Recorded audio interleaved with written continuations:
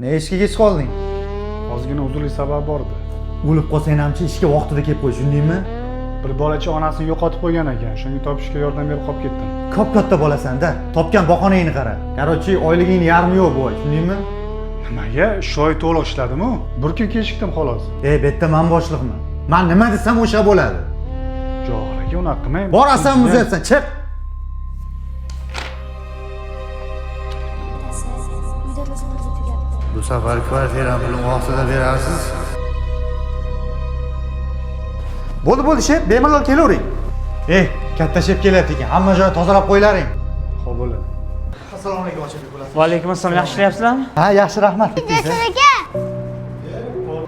Polvon, qalaysan? Voy, dadasi o'g'limiz tov berganiga tushib bo'ladi. He, tasodif qara. O'zimizni xodim ekan-ku. Assalomu alaykum. Va alaykum assalom. Juda katta yaxshi ish qilibsiz, baraka toping. Javohir, Labbay. bu yigitning oyligini ertadan 2 barobar oshirib bering. Xo'p bo'ladi. Ay, yo'q, shart emas. Mehnatimga yarasha beraveringlar. Boshqalarning oldida adolatsizlik qilmasin. Unda hech bo'lmasa suyunchisiga shuni oling. Yo'q, qo'ying. Bizni bitta o'g'limiz. Olmasa xafa bo'lamiz. Oling. Rahmat. Bu yigitni ertadan markazga oldimga ishga olsam, nima deysiz? Mayli, qo'ldan kelgancha harakat qilamiz.